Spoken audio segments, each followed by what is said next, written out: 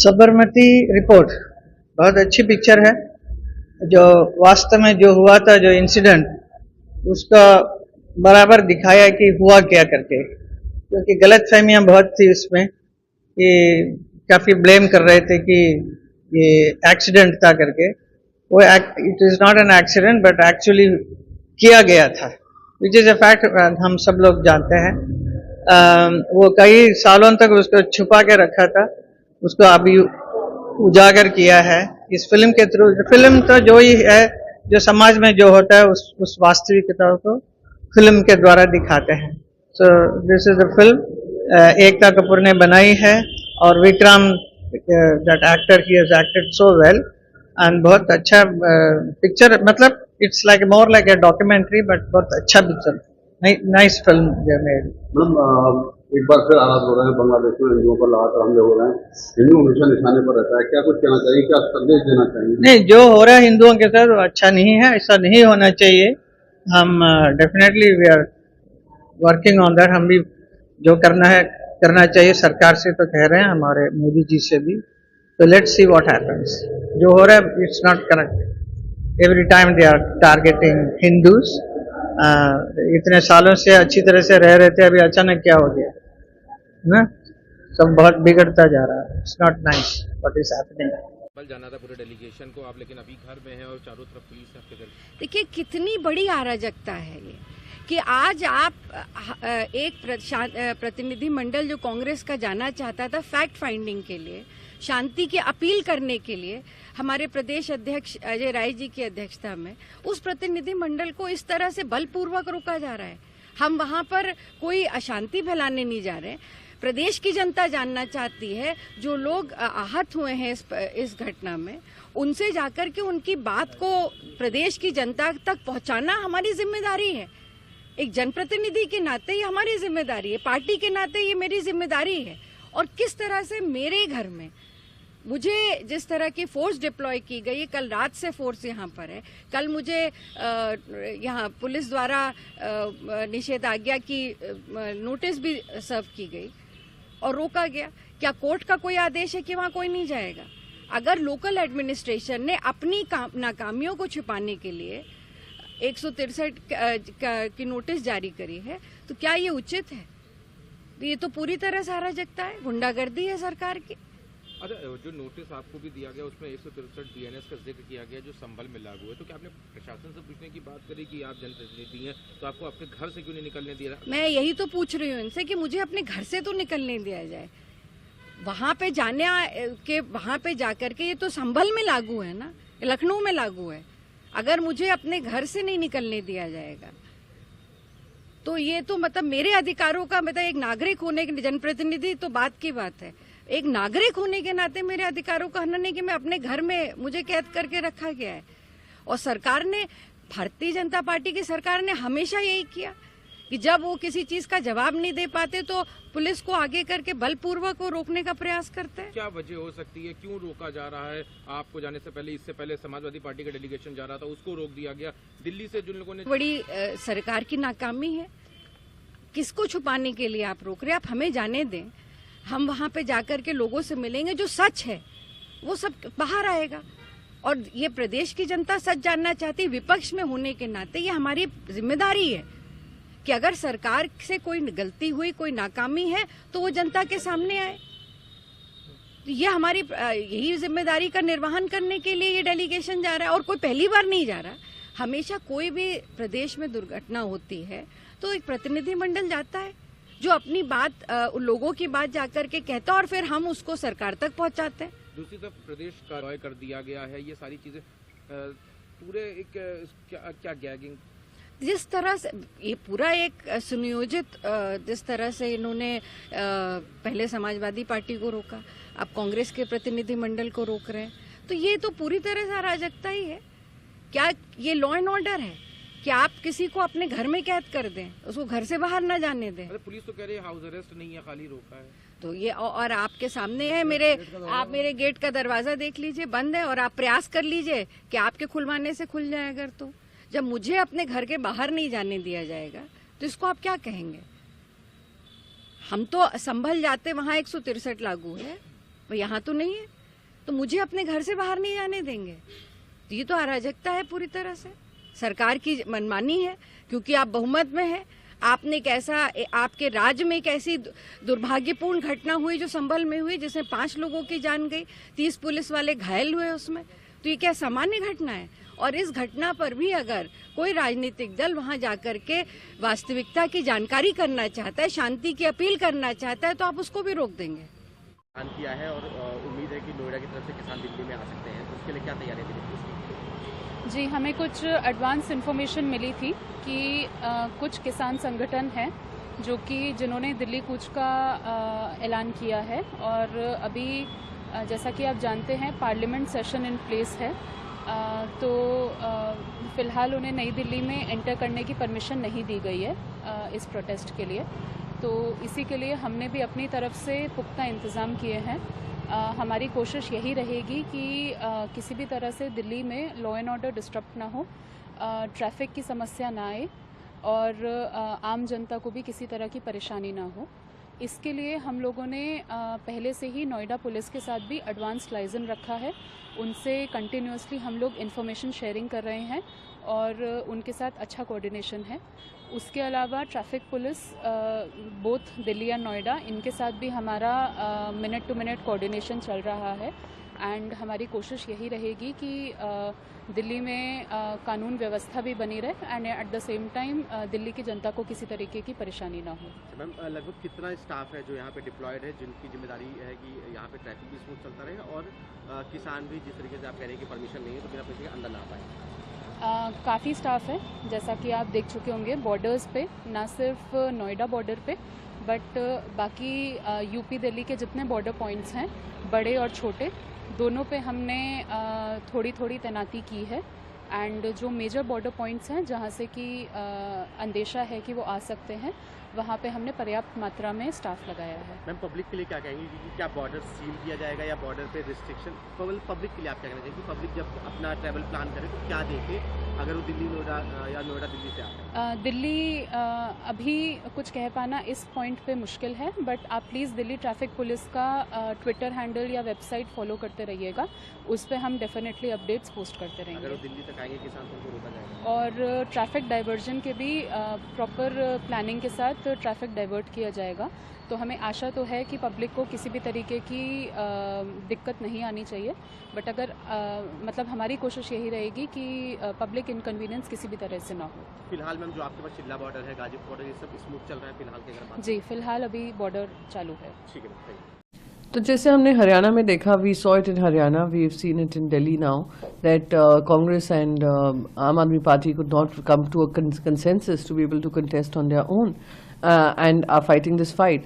You must remember, Aam Aadmi Party has seen the struggle. They have won the mandate of the people, yet their elected representatives were jailed on frivolous charges. They have suffered all the consequences of playing, working for the people of Delhi. And I'm hoping people of Delhi will realize this, that they fought legal battles, they have fought against the false narratives, the lies, and the non-cooperation coming from the central government. So people of Delhi would keep that in mind and would make them win the assembly elections again. RSS chief BJP candidate for Maharashtra CM has said already given my unconditional support. Till the time the CM is not sworn in, we will continue to see the tantrums. If he had given this unconditional support, what made him take a 2-day off and did not attend any meetings? Why is it that they have to again go back to Delhi to decide who will be the chief minister face and how the portfolios will be distributed? Why did he go into this incredible sulk after meeting Amit Shah? So if you have given the responsibility to Mr. Amit Shah, you've given the responsibility to the Prime Minister of India, and if you look at it, it is the Bharatiya Janata Party which has won a larger mandate. So it becomes, I do not know why he keeps saying this, that he says that he's absolutely doesn't have a problem. Yet we don't see who the CM candidate is. We don't know when the oath-taking ceremony is. Please remember, it is just Mr. Bhavan Kule who has gone and put it out on Twitter that there is going to be a swearing-in ceremony on 5th December. None of the 3 alliance partners have approached the governor with a letter of saying that they have the number of seats and they're willing to take oath together. The governor house has yet not issued the dates. And for them to proclaim, so is BJP now going to decide how the governor will work? That entire shadow boxing that we used to see Is it now very clear that the constitutional chair that the governor holds is no longer valid in Maharashtra? It is all going to be run from the headquarters of the Bharatiya Janata Party. जी, तो इसमें क्या मसला रहा? मसला तो हल हो गया, और जब उनके पास इतना भारी बहुमत है वो बराबर बनाएंगे सरकार, और उन लोगों का अधिकार है, तो इसमें मसला क्या है? लेकिन इन सब के बीच जो वहाँ के स्टेट चीफ इलेक्शन कमिश्नर हैं, उन्होंने कहा है कि जो लोग ये आरोप लगा रहे हैं कि ईवीएम में गड़बड़ी हुई है, उनके खिलाफ उन्होंने कार्रवाई की बात की। नहीं, ये बात तो देखिए जनता की तरफ से आ रही है, गांव-गांव से आ रही है, और लोगों को शंका है, लोग अपनी शंका व्यक्त कर रहे हैं। कुछ ऐसे भी गांव हैं जो अपने गांव में बैलेट पेपर पे फिर से मतदान करवाना चाह रहे हैं, और फिर वो टैली करके देखेंगे। कल होने वाला है एक गांव में मतदान महाराष्ट्र में। तो अगर पब्लिक के अंदर इतना डिसकंटेंट है, पब्लिक के अंदर इसके बारे में सवाल है, तो ये समझ में नहीं आता है कि क्यों इलेक्शन कमीशन ऑफ इंडिया इसके बारे में इतनी एडमेंट है। दूसरी तरफ मोहन भागवत ने कहा है कि पॉपुलेशन क्राइसिस को हैंडल करने के लिए कम से कम 3 बच्चे होने चाहिए।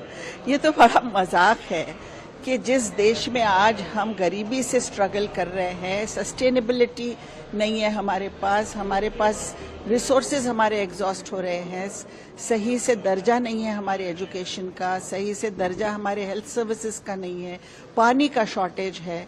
हम अपना पॉपुलेशन बढ़ाकर क्या हासिल करेंगे?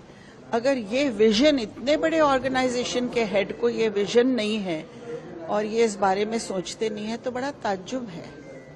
संविधान पे जो 2 दिवसीय चर्चे की बात हुई है, वो सब लोग इंटरेस्टेड हैं, उसमें करना भी चाहिए। अलग अलग इश्यूज है, मणिपुर इशू है और अडानी इशू मेन है, उस पर चर्चा होनी चाहिए। तो यही सब बातचीत हो रही थी कि उस पर क्या करना चाहिए, नहीं करना चाहिए, क्योंकि ऐसे तो दिन मतलब सत्ता पक्ष भी चाहती है शायद कि अर्जेंट हो जाए हाउस, ऐसा लग रहा है, क्योंकि ये कह रहे हैं कि अडानी इशू और वो टीएमसी, तो इसको टीएमसी ने इंटरेस्ट लिया ही नहीं, टीएमसी ने आप लोगों की जो ये मीटिंग है वो ज्वाइन किया ही नहीं। आखिर क्या वजह है? एकजुट तो दिख नहीं रहे आप। नहीं, देखिए, एकजुटता है, किसी किसी मुद्दे पे सबके अपने इश्यूज होते हैं, वो चाहते हैं कि उस पर बात हो। तो देखिए, जब बहुत सारे लोग एक साथ होते हैं, बहुत सारी पार्टियां साथ में होती है, कोई जरूरी नहीं कि हर मुद्दे पर सब लोग साथ रहे, लेकिन हाँ, एकजुटता है और एकजुटता होनी भी चाहिए। इस पर बात हो रही थी कि सब लोग एकजुट हो रहे हैं और एकजुट होकर मुद्दों पर बात करें। भाई, हाउस नहीं चल पाएगा जब तक आप बात नहीं करने देते, कॉन्स्टिट्यूशन को अपना रहे हो, छाती पे लगा के घूमते हैं आप लोग। तो फिर ये कॉन्स्टिट्यूशन का हक है भाई।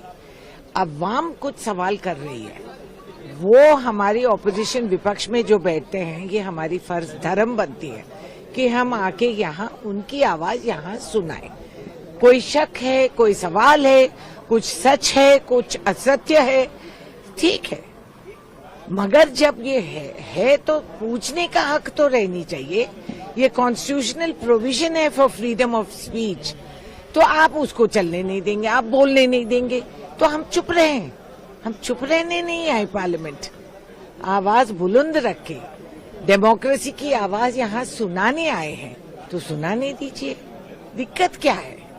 किस बात पे शर्माते? नई दुल्हन अपना शौहर का नाम नहीं लेती, वैसा हम कोई अडानी वडानी का नाम नहीं लेना चाह रहे, शर्मा रहे, तो शर्माइए, हम तो करेंगे जो करना है। मैम, मोहन भागवत जी ने कहा कि 3 संतान होनी चाहिए पॉपुलेशन क्राइसिस को लेकर। हाँ, जब तक हम 3 क्या 30 भी पैदा करेंगे, ये बहुत अच्छी बात है। मोहन भागवत जी कह रहे हैं, उनके अपने बच्चे कितने हैं ये तो हम नहीं जानते हैं, मगर मैं ये पूछना चाह रही हूँ कि अगर हम बच्चे पैदा करें तो हम स्वस्थ रहें, एजुकेशन का फीस कम करें, एयरलाइन का टिकट काबू पे रखिए।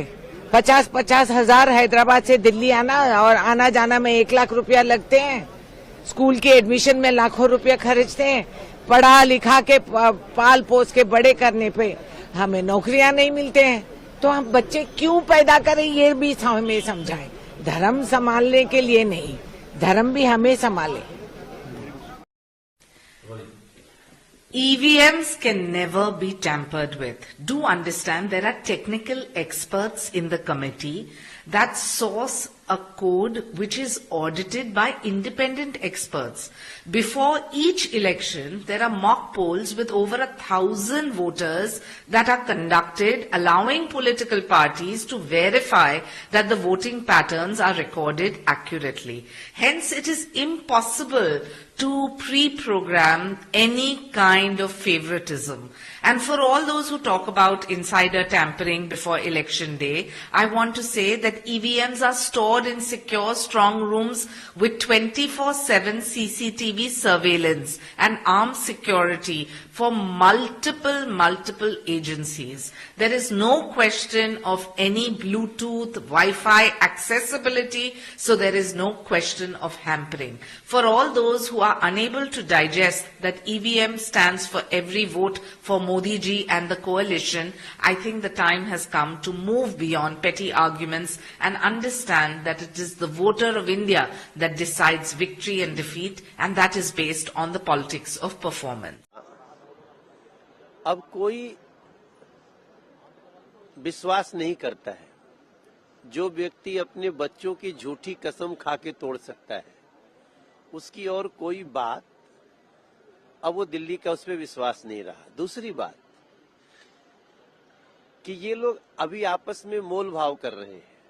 ये जो सुन रहे हैं आप ना, ये कांग्रेस और आम आदमी पार्टी का मोल भाव है। एक दूसरे को धमकी भी देंगे, डराएंगे भी, एक दूसरे से मोल भाव भी करेंगे, डील भी करेंगे। सच तो ये है कि अरविंद केजरीवाल कांग्रेस से बिना समझौता किए अब वो ठीक से चुनाव भी नहीं लड़ सकते हैं। इसलिए हमारी तैयारी है कि ये दोनों मिलकर के लड़ेंगे, जैसे अभी लोकसभा लड़े थे और उसके बाद भी हम जीते थे, वैसे ही हम इनको पक्का हराएंगे, क्योंकि दिल्ली की जनता इनको हराना चाहती है। दिल्ली की जनता का जीवन नष्ट हो रहा है आम आदमी पार्टी के कारण, और पीछे जो दुष्प्रभाव छोड़ा था कांग्रेस के कारण। विपक्ष को लोकतंत्र में भरोसा नहीं है, कांग्रेस पार्टी सहित। अगर लोकतंत्र में भरोसा होता तो जनता की गाढ़ी कमाई को एडजॉर्न करा करके, ये जनता के हक की मारी है, जनता का हक है। आखिर संसद बना काहे के लिए है? संसद में अगर जनता के लिए चर्चा नहीं होगी तो ये शोर मचाने के लिए होगा। ये दुखद घटना है, ये होना नहीं चाहिए। मैंने जब अपनी फिल्म फतेह बनाई थी तो उसकी शुरुआत बाबा महाकाल के दर्शन से हुई थी, और आज जब हम फिल्म रिलीज कर रहे हैं 10 जनवरी को, सबसे पहले जो मैं आशीर्वाद लेने आया हूं बाबा महाकाल के लेने आया हूं। तो अब यहां से हमारी प्रमोशन शुरू होगी, और बस यही बाबा से दुआ होगी कि ऐसे ही हमें हमारा मार्गदर्शन करते रहें और फतेह की फतेह जरूर हो। जी, मैं तभी भी आया था, और मुझे लगता है कि बाबा महाकाल ही हैं जो प्रेरणा देते आए हैं, हमेशा हमें मार्गदर्शन करते आए हैं, जिसके कारण लोगों तक पहुंच पाते हैं हम लोग। और ऐसे ही जो मदद का सिलसिला है वो जारी रहेगा। बस महाकाल का आशीर्वाद बना रहे हमारे ऊपर। देखो, पहले तो वक्फ बोर्ड पे मामला अभी जेपीसी में है, और मुझे लगता है कि इसका हल निकलेगा। लेकिन हल निकलेगा के साथ साथ कहना चाह रहा हूं कि मामला लाया ही क्यों गया है इतने दिन बाद। क्या जो वक्फ बोर्ड की जमीन बहुत सारे लोग क्लेम कर रहे हैं, और अचानक जो क्लेम करना बहुत जगह शुरू हुआ है, कुछ जगह हो सकता है जेन्युइन मामला भी हो, लेकिन बहुत जगह ऐसा इस बात का ख्याल रखना पड़ेगा कि वक्फ बोर्ड की जमीन है, जिन्होंने कहा कि हमारी थी, इन्होंने कब्जा कर लिया, उसने कब्जा कर लिया।